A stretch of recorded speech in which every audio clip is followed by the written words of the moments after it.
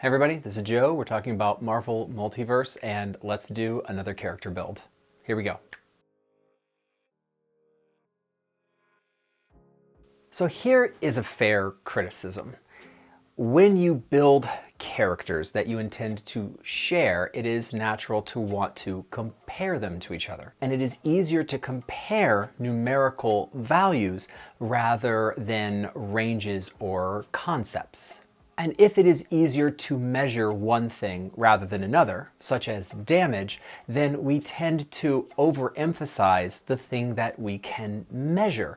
And this is absolutely true in a lot of character builds. Because we can measure damage more easily than we can measure social ability or investigation or exploration ability, we tend to emphasize damage and maybe overweight it when we're doing a character build. But if we've played a TTRPG for any length of time, then we know that social interactions, exploration, investigation, being a battlefield controller, being a tank, being a support character, all these things are immensely important as well. They're just harder to measure. And I definitely was thinking about this when I made my last character. The last character I made was Rage. It was nothing more than a straight melee damage dealer, and I built it just for damage purposes, and it did that job very, very well. But of course, it didn't do anything else. And I wanted to explore a melee damage power, so I felt good about the build. But at the end of it, I couldn't help think that while it was a successful build, it wasn't one I would personally want to play. Now, of course, everybody comes to the table with a different idea of what they want to play in this next game. And sometimes we want to play a support character, and maybe the next time we want to play a damage dealing character, and that's wonderful. But while I was building it, I really wanted the next build that I did to have a lot of utility capacity, the ability to do damage in combat, sure, but also be able to solve any number of other problems. In other words, I needed a damage dealing ability or combo, as it turns out, for this character that left a lot of room in the character build for other stuff. And I think I found it. Today's character might be, depends on how you argue or how I'm feeling on a given day, potentially the most powerful overall character that I've ever made. And mostly that is in ways that are non-measurable. In other words, exploration, problem solving, and utility. But we're also going to do damage, and we're going to do it in honestly a very fun and almost gimmicky kind of way. But it should mechanically work just great and be a ton of fun at the table. I don't want to give away the surprise of how we are going to be doing damage with this character. It's going to be fun when we get there. So I'll just say that that's the end of the preamble, and we're going to jump right in. Now, as you know, I'm not that great at naming my characters, so if you have a name, I'd love to hear it in the comments below, but I'll be calling today's character the Cannonball. Let's go ahead and start off with our occupation, and we're actually going to build a secondary aspect of the character in ego. So I think having some ego-based traits would be fun. There's only a couple traits that I really want and one that I need on this character, and let's just grab some fun stuff. So we're going to grab the entertainer occupation.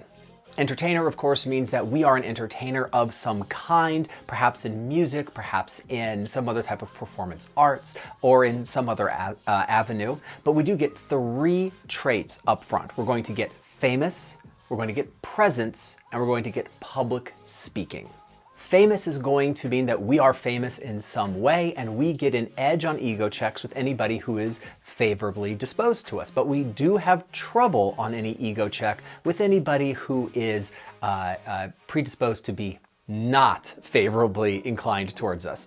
More often than not, this will work in our favor. Presence means that we can command a room, and we get an edge on ego-based checks whenever we're trying to get people to voluntarily do things for us. Edges do stack, so if we can do an ego check with somebody who knows about us because we're famous, then we theoretically could get a double edge, and we're not done yet because we also get public speaking. Public speaking is yet another edge on ego checks, this time when we are speaking to crowds or groups. So we should regularly run into instances where as the party face, we get a single or a double edge pretty reliably, and that's super cool. You can choose any occupation you want. None of those traits is actually necessary, but I think that they would be fun, and I don't know that I've used the entertainer occupation before. And I'm similarly ambivalent about our origin. I'm gonna say mutant for our origin, though we really could choose anything that fits your particular concept of the character. There's no mechanical benefit that we're gonna get from our origin with this character. Let's go ahead and do point buy rank 1. And right now I'm going to tell you, unlike all of my other character builds, I am not doing a negative point buy on this character. I know that I do those a lot, so it's nice to see that I don't even want to consider a version of this character where I do it.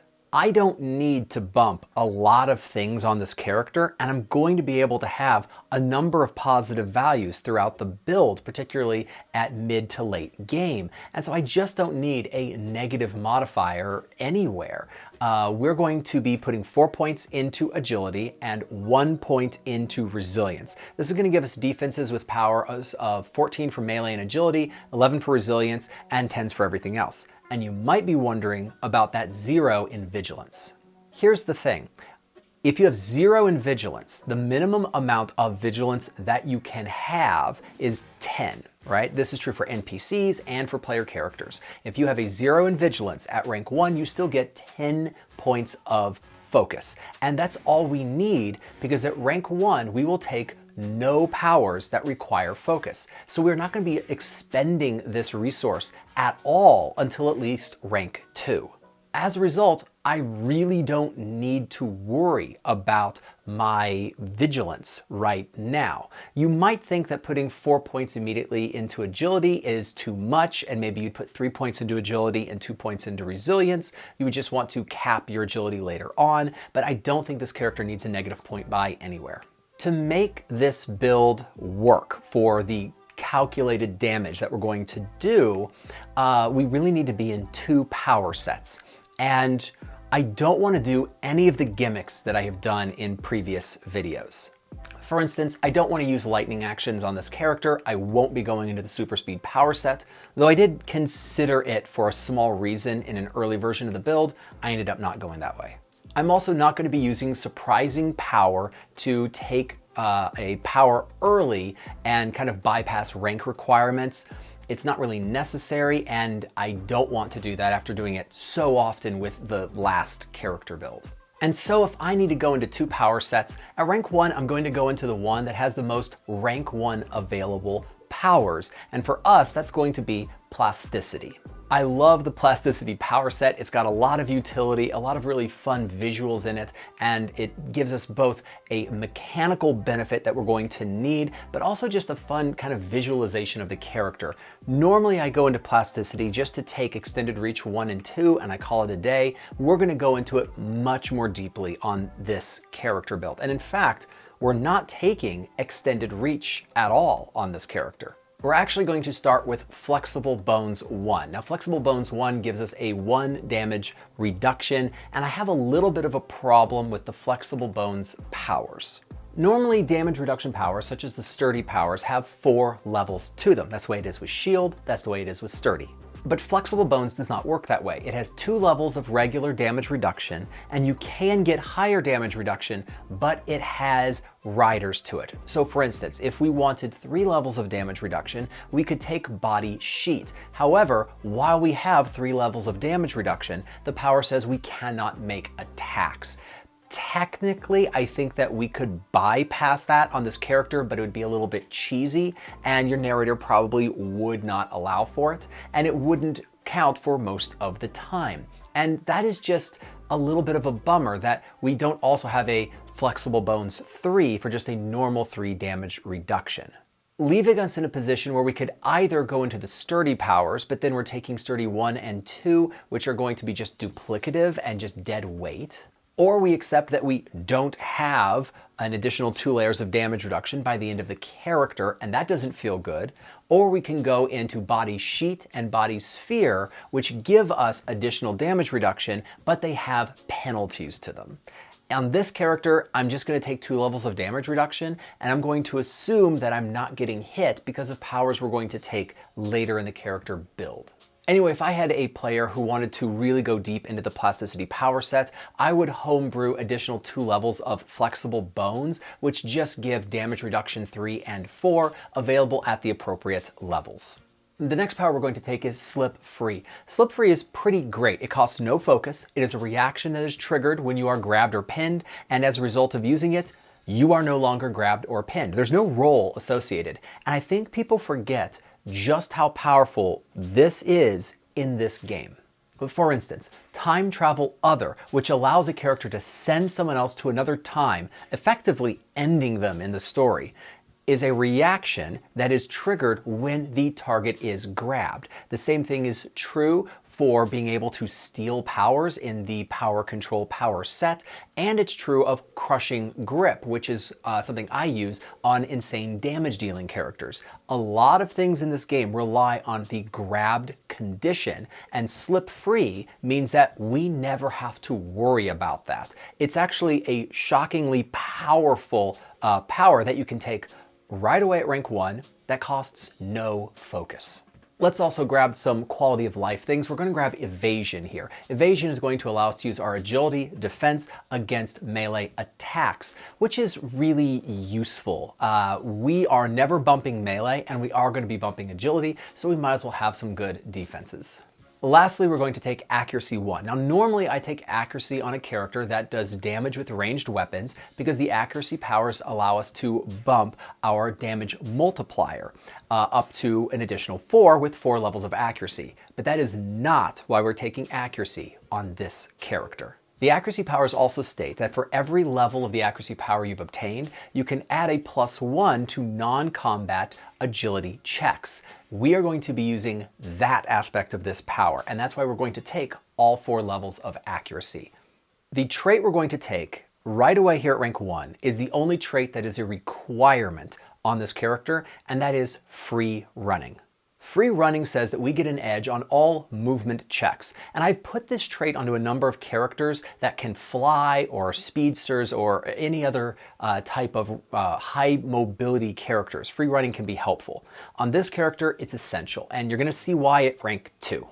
So combat's not great for us at rank 1. It's really not. We have no combat powers at rank 1, and we also don't have any good way of doing damage, but we have high agility, so get yourself a ranged weapon. Now you'll notice we have no ranged weapon powers, and in fact I will not be going into the ranged weapons power set on this character, but you can still use a ranged weapon, you just don't get any special benefit or any special powers doing so. And that's fine for us. We're going to use it at rank 1 and then we're going to drop it. We are building this character for single target damage, and so if you use a ranged weapon at rank 1, we're going to do on average 12 points of damage per round, which is nothing special, but we're going to get into some fun stuff at rank 2. Let's go ahead and do point buy for rank 2. We're going to bring our agility to a 5, which by the way does give us an additional 5 feet or 1 square of movement speed. That might come in useful. We're going to bring resilience to a 3 and vigilance to 1 and ego to a 1. This is going to give us defenses of 15 for melee and agility, 13 for resilience, and 11 for vigilance and ego, and a 10 for logic. We are going to take Bounce Back as our first power. This is in the Plasticity power set, and it costs 5 points of focus. It is a reaction that is triggered when you fall or are knocked prone. The description of the power is really important to read. The fall doesn't damage the character. That's the first sentence. Please note that the damage still is calculated technically, but the damage is not actually applied to the character, us. That's going to be important for us. If we are prone, we immediately stand up, and if we like, after we hit the ground, we can jump a number of spaces up to our run speed. I thought about using kind of these speed run powers to increase our run speed with this character because of that rider, but I'm not going to get a lot of mileage out of this jumping away effect, and so I'm not that concerned about it. Next, we are going to go into a new power set, and we're going into probably my favorite power set in the game, and that is teleportation. Being able to teleport in any game system is incredibly beneficial for a character. It's no different in Marvel Multiverse, and the core of teleportation is the blink power. Blink requires no focus. It can be used as an action, a reaction, or your movement, and says that you can teleport a number of spaces away equal to your rank. We can do this as a reaction when we are attacked. And of course, this can mean that we can simply teleport out of the way and the attack doesn't hit us. Next, we're going to take Teleport 1. Teleport 1 can be used as our action or our movement, and that's going to be important for us. And now we can teleport in combat 10 spaces per rank obtained away. So right now, that is going to be 20 squares. Outside of combat, we can teleport up to 100 times our rank in spaces away, but we're going to be doing some calculations that's going to be based on being in combat naturally. And next, we're going to take Accuracy 2. This would be a 2 damage multiplier for attacks with ranged weapons, but for us, it is a +2 to all agility-based checks that are not combat rolls. Our trait is going to be combat reflexes, so that now we get 2 reactions per round of combat, and at this point, our combo is set up. The basic idea of this character is simple. We are going to use our movement to teleport 20 spaces above our enemy and then fall on them. And then we use our reaction for bounce back so that we don't take damage. Now you might be wondering how this works, so let's get into the rules for fall damage. So when a character falls, we calculate health damage from the impact. We take the number of spaces that they fall and divide by 3 and round down. That number is the damage multiplier for the damage taken, but there is a maximum of 20 for the damage multiplier. Here's the important sentence from the core rulebook. If a character hits something when they land, they, and whatever they hit, take health damage. In other words, if we were to fall 20 spaces and hit an enemy, both of us would take damage. That is, unless we have a way of preventing fall damage, and we do. Bounce back does not say that the health damage doesn't happen. It just says that the damage does not get applied to us, but we still hit the ground. Therefore, we can weaponize gravity with this character. And here's where it gets fun. We use our movement to teleport 20 spaces above an enemy. We fall on them using our reaction for bounce back. Then we use our action to teleport above them again, fall, use our second reaction for bounce back, spending another 5 points of focus, and hit them again. A couple great things about this. First of all, the damage multiplier will get as high as 20 at the very top end of this character, giving us a really high damage multiplier. Second, how are we going to adjudicate us falling and actually hitting our target? It seems to me to be an agility check that is for movement. So we took free running to always have an edge on that fall, and we get an additional modifier to it with the accuracy powers. So if we pull all of this off, we are going to do at rank 2 an average of 48 damage per round. Let's do point buy for rank 3. We're going to bring agility to a 6, resilience to a 4, vigilance to a 2, and ego to a 3. We're going to get defenses of 16 for melee and agility, 14 for resilience, 12 for vigilance, 13 for ego, and a 10 for logic. Next, we're going to take flexible bones 2. You might say, Joe, you don't need this because you can just blink out of the way. But every time we blink out of the way of an attack, we lose one of our abilities to use bounce back on our turn. And so we might not always use it to avoid an attack. So I want some damage reduction. Let's go ahead and take flexible bones 2. Next, let's go ahead and take accuracy 3 for a +3 to all of those agility-based checks that are so important to our character. Next, let's go ahead and take teleport 2, which allows us out of combat to teleport 1,000 spaces away per rank obtained. This is not going to help us in combat, but we're at a point when we're just taking powers that are going to help for out of combat problem solving.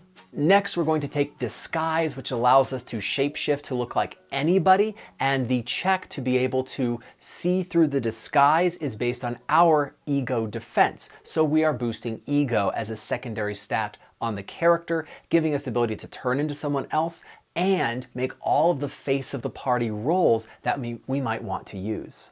Next, we're going to take Teleport Blind. This does cost 15 points of focus, so we're not going to use it all the time, but it allows us to teleport into a place that we have not seen before. There are some penalties if we accidentally teleport inside of a solid object, but generally speaking, we can now get inside of buildings, even if we haven't seen the inside of them, and that's going to be great for our problem solving. The trait we're going to take is Battle Ready.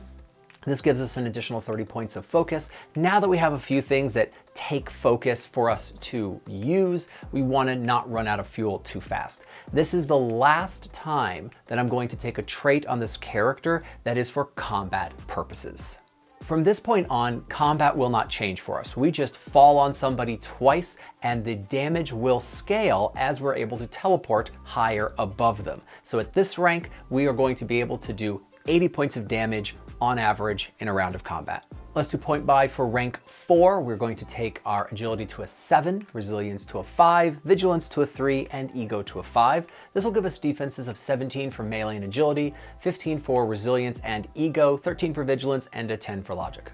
We're going to continue taking quality of life and utility powers at rank 4, and first is flight 1. We now have a flight speed that is equal to our run speed times our rank. We're never going to take flight 2. This is not a speedster character, but now we have incredible mobility as well as utility.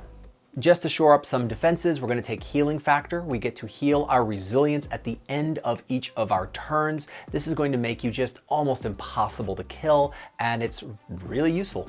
Next, we're going to take accuracy 4. So now we have a +4 to all of those agility checks that we always get with an edge, giving us really an amazing ability to always hit our target, quite literally.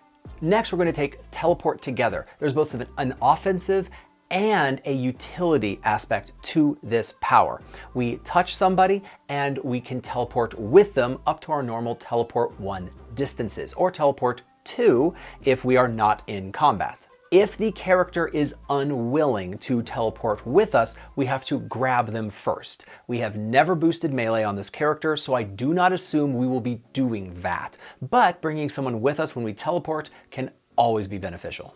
Next, we're going to take Blink Defense. This does cost 10 points of focus, and it is a reaction that is triggered when we or an ally within our reach is the subject of a ranged attack. By the way, if you wanted to make Blink Defense a more prominent part of your character and use it to defend your allies, you would want to use the extended reach powers, which are available to us on this character. If we extend our reach, then Blink Defense gets even better.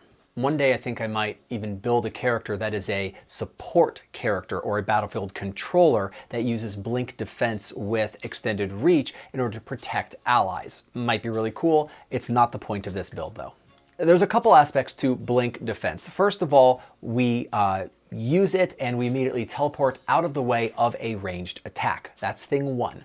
We next make an ego check that is compared against the agility check of the attack. On a success, the projectile is simply teleported away to a completely harmless area. But on a fantastic success, we are able to take the projectile and teleport it so that it is traveling at the person who attacked us, potentially hitting them with their own bullet. Here's the thing about that part of the power. We're not taking the discipline powers on this character, so we don't get an additional bonus to this ego check. If we boosted ego even higher and took the discipline powers, Blink Defense gets really, really good. For us, it's going to only be okay. The trait we're going to take is Beguiling, which gives us yet another edge for ego checks if the person that we are talking to is possibly attracted to us. And so now we can turn into another person, which might provide an additional edge depending on your narrator, and we're going to get 2 or 3 or maybe as many as 4 edges on ego checks. And that's a secondary aspect of the character. I love it.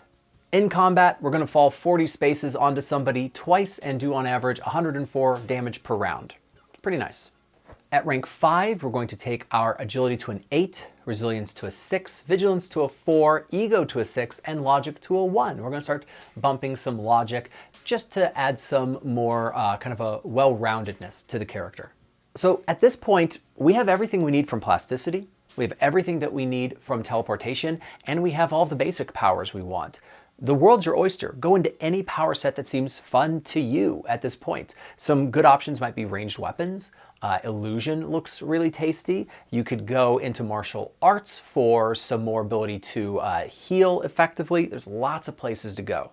But I want to make a character that has incredible problem solving. So we are going to go into, and it's only the second time I've used this power set, Omniversal Travel. Of all of the power sets, Omniversal Travel is the one most likely to completely break the narrator's game. And so you'll want to talk to them before going into Omniversal Travel because it gets so ridiculous. But it's right there, and it is a regular power set, rules as written. We can take it. So we're going into Omniversal Travel now, and we're going to take some powers I have never taken before in a build. But first, we're going to take Teleportal. We can connect two areas of space, create a portal between them, and anything can move freely between them. So now we're going to be able to move our whole party from any one place to any other. It's incredible problem solving and mobility for the whole party, and I love it. There are three aspects to Omniversal Travel. The first one is dimensional, right? Being able to go to Asgard or being able to go to any other dimension you can think of that is part of the narrator's world. The second is multiversal travel, so going into different parts of the multiverse, other Earths and other histories. It could be really fun. And lastly, of course, is time travel. This is the one that is most likely to completely wreck your narrator's game. The only time I've gone into Omniversal Travel, it was to go into time travel for the Cheater Face Over Again character, the highest damage dealer I've ever built. And if your narrator's okay with time travel, it's amazing. But let's do something I've never done before, and we're going to go into the dimensional travel section first. So first off, we're going to take dimensional travel. This means that we, and we alone, can travel to another dimension. And we can go to any of them that is in the world and the lore of the narrator that we can think of. Super fun, and there's lots of great exploration that can happen this way. Next, we're going to take dimensional travel together. Now, this allows us to take one other person. If they're willing, we just have to touch them. If they're unwilling, we have to grab them first, which we're not good at. So keep that one in mind. And now we can take two of us to another dimension. But lastly, we're going to take dimensional portal. Dimensional portal means we can just open up a portal to another dimension and our whole party can go there. And by this point in rank 5, we can pretty much do whatever we want, hopping around other aspects of the universe. And it's going to be incredible exploration for the game. The trait we're going to take is Fresh Eyes. We have an edge on a logic check when we're faced with something for the first time. We're going into other dimensions now. You're going to run into things for the first time, I promise. And what about combat? Well, our damage scales automatically again, and so we are going to do on average 128 points of damage in a round of combat. Let's do the final point buy. We're going to take agility to a 9, resilience to a 7, vigilance to a 5, ego to a 6, and logic to a 3. And we're going to get defenses of a 19 for melee and agility, 17 for resilience, 15 for vigilance, 16 for ego, and 13 for logic. Let's just keep taking some powers in Omniversal Travel. Now, if your narrator has built a world where multiversal travel is more useful, take that before dimensional travel. If they've built a world where time travel is going to be more useful and they're okay with you taking it, go into time travel. But I want to do something new, so we're going into multiversal travel now. We can teleport ourselves to another part of the multiverse, another Earth and another Earth's history, and there's a lot of stuff to be done with that. Of course, next we're going to take multiversal travel together, which is just going to allow us to take someone else with us to another multiverse. And of course, this all led up to us taking multiversal travel portal, opening up a portal between two different multiverses and freely traveling between them. That's where this really gets exciting. Next, let's go into the time travel, and we only have room for 2 time travel powers because of the limitation of powers we can take. So we can get time travel first, which allows us to travel through time. And then our last power, we're going to take time travel together, and that's going to let us take one person with us. We did not get to the point of being able to take time travel portal. If you wanted to be able to bring the whole party to another time, we need to prioritize that over either multiversal or dimensional travel. And the last trait we're going to take is Quick Learner. If we fail an action check, we get an edge the next time we try the exact same check. This will come up pretty frequently, I bet. Our final combat damage calculation, if we fall on somebody twice, then we're going to do on average 160 damage per round.